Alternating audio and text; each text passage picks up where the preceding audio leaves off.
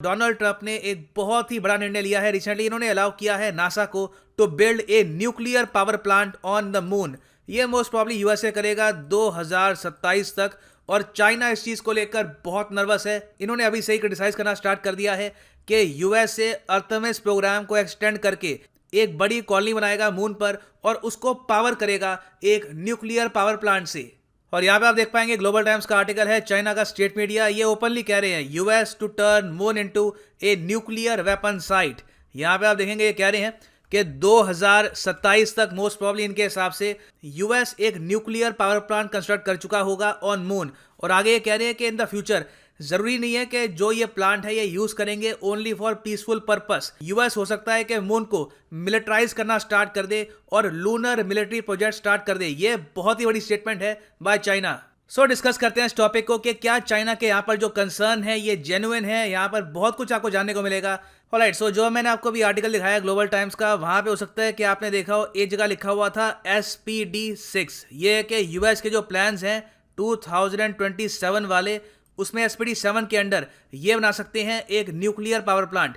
अब देखो SPD7 यहाँ पर है स्पेस पॉलिसी डायरेक्टिव 6। ये यूएस का एक डॉक्यूमेंट है और इसको अप्रूव कर दिया है डोनाल्ड ट्रंप ने। इसके अंडर नासा को इजाजत है कि अब ये न्यूक्लियर प्रपल्शन और न्यूक्लियर पावर पे काम कर सकते हैं इन स्पेस। यूएस ये मानता है कि फायदा ये मिलेगा कि इससे इन द फ्यूचर ये मून पर एक बेस एस्टैब्लिश कर पाएंगे और उस बेस में ह्यूमन बींग्स परमानेंटली रह सकते हैं। मैक्सिमम आई थिंक 2 से लेकर 3 एस्ट्रोनॉट्स एट मोस्ट। और उसके बाद ये क्या करेंगे कि मून को बना देंगे एक लॉन्च बेस, और जो फ्यूचर मिशन होंगे टुवर्ड्स मार्स उनको वो लॉन्च करेंगे फ्रॉम द मून। और लूनर आउटपोस्ट मतलब कि मून आउटपोस्ट को लेकर यूएसए बहुत सीरियस है। ऑलरेडी जो उनकी कांग्रेस है इन्होंने अप्रूव कर दिया बजट $1.6 बिलियन का, जिसके अंडर नासा को एक्स्ट्रा पैसा मिलेगा to build a lunar post. और ये एक फेज तरीके से करेंगे। इनका प्लान ये है कि 2027-28 तक मून पर कुछ ऐसा दृश्य दिखे। यहाँ पे आप देखेंगे ये एक परमानेंट एक आउटपोस्ट है ऑफ द मून। नाउ हमको एक आउटपोस्ट क्यों चाहिए, इस टाइप का एक आप कह सकते हैं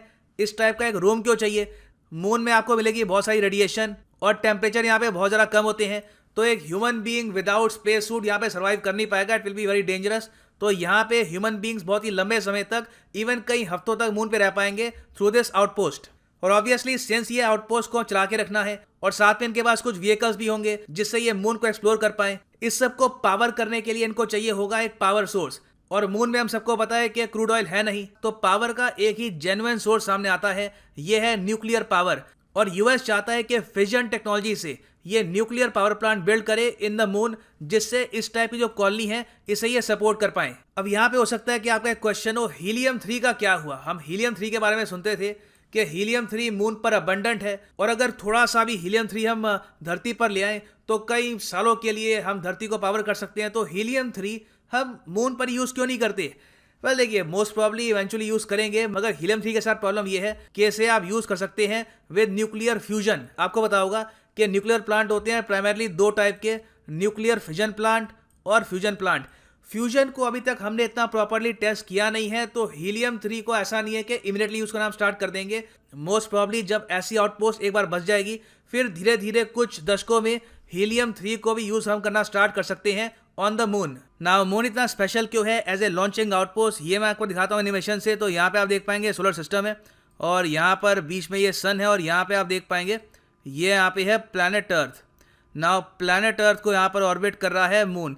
अब वैसे आप अगर देखेंगे तो अर्थ और मून दोनों से ही काफ़ी ज़्यादा दूर है मार्स। यहाँ पे आप देखेंगे ये है मार्स, बट डेफिनेटली आप अगर मून से लॉन्च करते हैं खुद को, तो मार्स पर पहुंचने में रिलेटिवली आपको आसानी होगी। और दूसरी बात यहाँ पर ये आती है एस्केप वेलोसिटी की।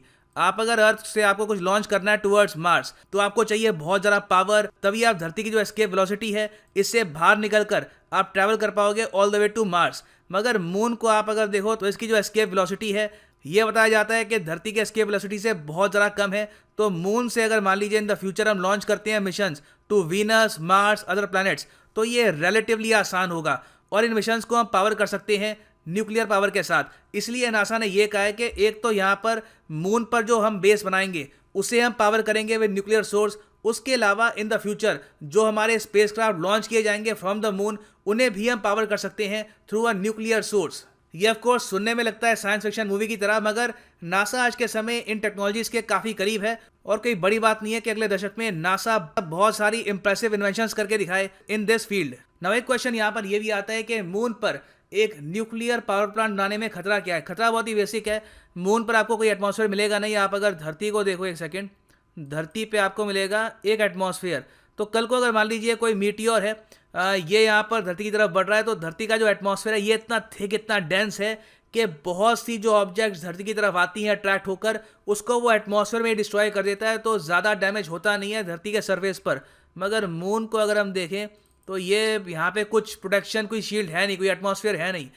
तो कल को अगर मान लो मून को कोई मीटियोर या फिर कोई एस्टेरॉयड हिट करता है, तो यहाँ पर जो भी इंफ्रास्ट्रक्चर होगा regarding the nuclear power plant, ये हैविली डैमेज हो सकता है। और यहाँ पे हमको सोचना होगा कि इसका सोल्यूशन हम क्या निकाल सकते हैं, क्योंकि मून की आप अगर शक्ल देखोगे, सरफेस देखोगे, वहाँ पे एविडेंस है कि ओवर द ईयर्स बहुत ही हैवी वहाँ पे बॉम्बार्डमेंट हुई है by both asteroids and meteors. Now by the way मैं ये भी ऐड कर दूं कि जो ये यूएस का प्लान है ये चेंज भी हो सकता है अगर जो बाइडन यहाँ पे डोनाल्ड ट्रंप के जो डिसीजंस हैं इनको चेंज भी कर सकते हैं। यूएस में आज के समय ये भी स्पेकुलेशन है कि जो बाइडन नहीं चाहते कि billions and billions of dollars US खर्चे अर्थमिस पर एक ऐसे टाइम में जब यूएस इकोनॉमी को रीबिल्ड करने की जरूरत है, पेंडेमिक से उभरने की जरूरत है। और बाइडन की एडमिनिस्ट्रेशन में बहुत से लोग बोल चुके हैं कि पॉसिबिलिटी है कि जो बाइडन जो भी ये सारा पैसा है इसको रीडायरेक्ट कर सकते हैं to earth observation rather than reaching the moon. और एक और यहाँ पे काफी इंपॉर्टेंट फैक्टर है क्लाइमेट चेंज। क्लाइमेट चेंज पर जो बाइडन बहुत सारा खर्चने वाले हैं।